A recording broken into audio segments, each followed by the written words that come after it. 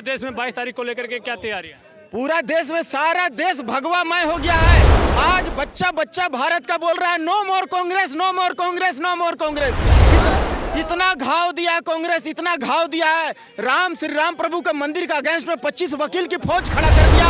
राम मंदिर नहीं बनना चाहिए, ये कांग्रेस का मैनिफेस्टो में था। क्यों? बीजेपी को राजनीति करने की कोई जरूरत नहीं है। बीजेपी के मैनिफेस्टो में जब प्रधानमंत्री जी बने नहीं थे, नॉर्मल सीएम थे, नॉर्मल कार्यकर्ता थे, तभी से उन्होंने बीड़ा उठा रखा था। प्रभु श्री राम जी जो 500 वर्ष से भी पहले से हमारे टेंट में थे, ठीक है, उसको उनको किस तरह स्थापित करना है वो उनके उद्देश्य में था। उन्होंने सनातन संस्कृति का जो उन्होंने एक बेड़ा उठा रखा है, एक सनातनी ऐसा जो सारे धर्मों का सम्मान करता है और करता भी आया है, सब धर्मों का, चाहे वो एक पंथ हो, चाहे वो मजहब हो, चाहे कोई प्रांत हो, सब मजहबों का स्वागत है। अगर उसका सम्मान है तो सिर्फ हमारी सनातन संस्कृति में, और जिसका बिगुल बजाया है बीजेपी सरकार ने और आरएसएस बजरंग दल ने, और हमारे माननीय प्रधानमंत्री मोदी जी के कार्यकाल में ही ये संभव हुआ है। और ये कहते हैं कोई बलिदान नहीं दिया गया है। उस टाइम की जो गोलियां चलाई गई थी कार सेवकों पे, वहाँ का लोकतंत्र की रक्षा करने के लिए चलाई गई। कैसी रक्षा थी वो? आप मुझे रक्षा बताइए, कैसी रक्षा थी? गोलियां चला देना निहत्थे आदमी पर रक्षा थी वो? और उस टाइम के जो आप सीएम थे, उनका मुझे नाम ध्यान दिया ना, वो सस्पेंड हो गए थे इस चीज़ के लिए, और इस्तीफा दे दिया, और कितने साल लग गए। और उनका एक बहुत ही फेमस चीज़ था राम सरकार के ऊपर, राम जी के ऊपर, वो भी नहीं देख पाए। इस सदियों के संघर्ष के बाद मंदिर मिल रहा है। ये मंदिर नहीं है, ये भारत के लोगों की विजय है, राम लला की विजय। तो सारे काम प्रधानमंत्री मोदी जी कर रहे हैं, समय अनुसार कर रहे हैं। जैसे जनता उनको जैसे जिस तरह मतलब उनको पहले सीएम का पद दिया, उनको कंधे पे उठाया, अब सर पे बिठा रखा, सर का ताज बने हुए हैं और ताज के लायक हैं, उनके अंदर एबिलिटी है, वो डिजर्व करते हैं इस चीज़ को। तो बिल्कुल अगर बन रहा है तो ये इसमें कोई दोहराए नहीं है, और जो करेगा वो बिल्कुल उसका श्रेय उसको मिलना चाहिए। केजरीवाल प्राण प्रतिष्ठा को लेकर आज से लेकर के 22 तारीख तक सुंदरकांड का पाठ कर रहे हैं। 900 चूहे खा के बिल्ली हज को चली, मगर हम कहते हैं कि हम चली तो सही। अब ईडी का डर कह लो, भ्रष्टाचार का डर कह लो, या हिंदू वोट खिसकने का डर कह लो, सारे डर सता रहे हैं। तो राम मंदिर याद आ रहे हैं, राम जी के भजन याद आ रहे हैं। यही थे जो 35 टुकड़ों में लड़की काटी जाती, हिंदू लड़की काटी जाती तो ताली में चुपचाप हो जाता है, मुँह दही जम जाता है। जहांगीरपुरी में हमारे समारोह के ऊपर जब हथियार चलाए जाते हैं, हमें धमकाया जाता है, वहाँ शोभा यात्रा ही निकलेगी, एक पाकिस्तान की तरह चलाया जाता है, जैसे एक पाकिस्तान बन गया हो, मिनी पाकिस्तान। जब दिल्ली की जगह जगह आप मिनी पाकिस्तान रोड देख रहे हो और बना रहे हो, आप उनको संरक्षण कर रहे हो, तब आपको नाम याद नहीं आते। दिल्ली चमकाई थी, पंजाब चमकाया, अब देश की बारी है। बहुत अच्छा चमकाया भाई साहब, ये देख रहे हो चमक सारी है, सूरज भी उन्होंने चमकाया है। ये दिन निकालने वाले वो है, रात करने वाले वो हैं। मैं तो ऐसे केजरीवाल झूठे इंसान को मैं कहता हूँ सुधर जाओ, सुधर जाओ। अब ईडी का डर है, इसलिए हनुमान जी याद आ रहे हैं, राम जी याद आ रहे हैं, लेकिन हनुमान जी और राम जी वहाँ भी पीछा नहीं छोड़ेंगे आपका, क्योंकि कर नहीं करी तो क्यों करी, करके क्यों पछताए, और बोया पेड़ बबुल का तो आम कहाँ से खाए। तेरा दरवाजा पर कोई भी अगर कांग्रेसी जाएगा ना, तो उनको पूछना कि राम मंदिर का अगेंस्ट में 25 वकील की फौज क्यों खड़ा किया। उनको पूछना कांग्रेसियों को कि केरला में जो है ना सरेआम गाय काट के क्यों खाया। उनको पूछना कांग्रेसियों को कि तुम जो है ना राम सेतु को काल्पनिक क्यों बताया। अखिलेश की कोई टीम जाएगा तो उनको पूछना कि राम भक्तों पर गोली क्यों चलवाया।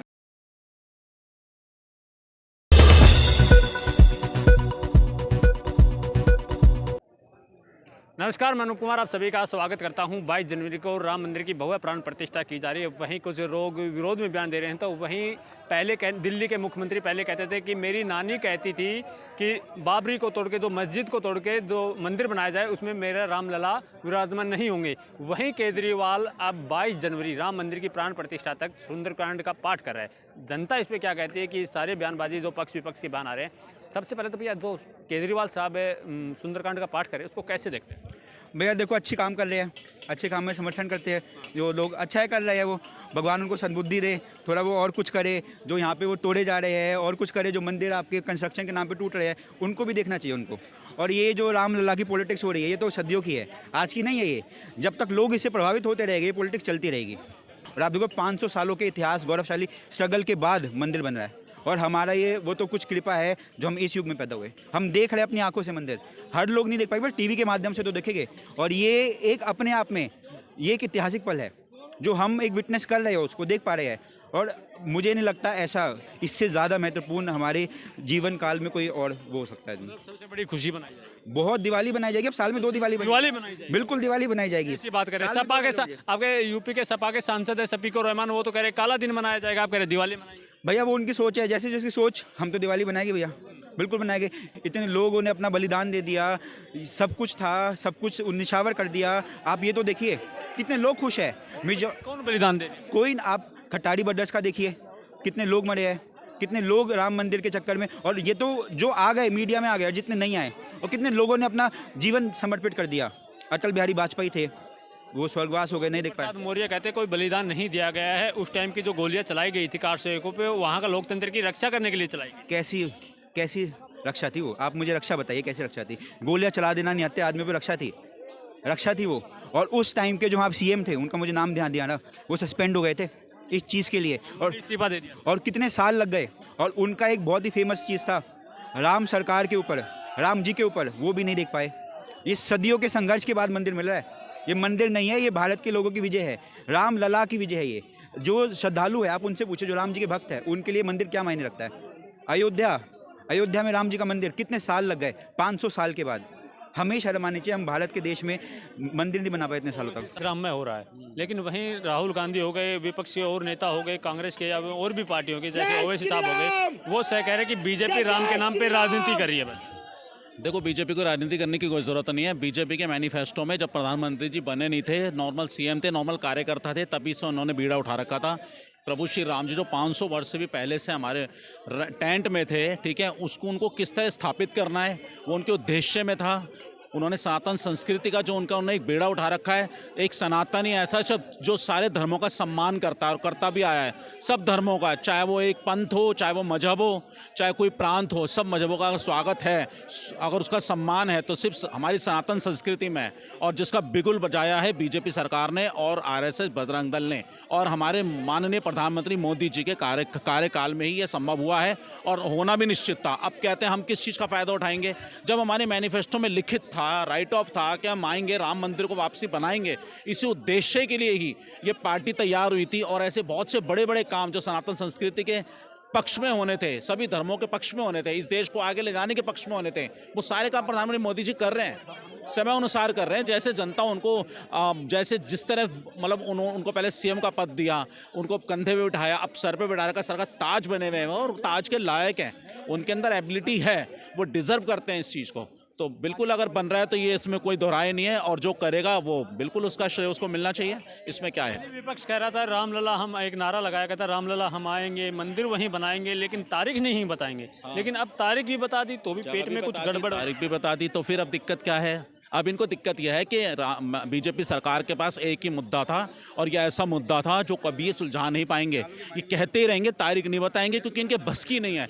वो इसलिए क्योंकि ये सारे आलू भालू कालू जितने लोग सारे गठबंधन में आज बने हुए हैं, एनडीए अलायंस जो बना हुआ है, ये सारे सबके सब राम के विरुद्ध खड़े रहे हैं, हमारी संस्कृति को तोड़ने वाली राजनीति करते आए हैं। इन्हीं के नेता आज स्टालिन जैसे कहते हैं तो कैंसर है, ये तो हमारे ही उसको धर्म को कहते हैं ना, ये सनातन तो कैंसर से गंदा होगा, इसको तो नष्ट हो जाना चाहिए, ख़त्म हो जाना चाहिए। कोई रामचरित की हमारी उसको फाड़ते हैं संसद में। राहुल गांधी जी कहते हैं मैं तो हिंदू को मानता हूँ, हिंदुत्व को नहीं मानता।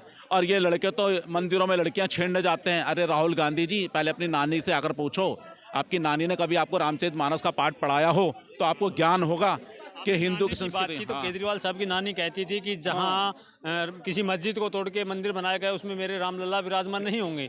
वहीं केजरीवाल प्राण प्रतिष्ठा को लेकर आज से लेकर के 22 तारीख तक सुंदरकांड का पाठ कर रहे हैं। देखो 900 चूहे खा के बिल्ली हज को चली, मगर हम कहते हैं कि हम चली तो सही। अब ईडी का डर कह लो, भ्रष्टाचार का डर कह लो, या हिंदू वोट खिसकने का डर कह लो, सारे डर सता रहे हैं। तो राम मंदिर याद आ रहे हैं, राम जी के भजन याद आ रहे हैं। यही थे जो 35 टुकड़ों में लड़की काटी जाती, हिंदू लड़की काटी जाती तो तालिब चुपचाप हो जाता है, मुँह दही जम जाता है। जहांगीरपुरी में हमारे समारोह के ऊपर जब हथियार चलाए जाते हैं, हमें धमकाया जाता है, वहाँ शोभा यात्रा ही निकलेगी, एक पाकिस्तान की तरह चलाया जाता है, जैसे एक पाकिस्तान बन गया हो, मिनी पाकिस्तान।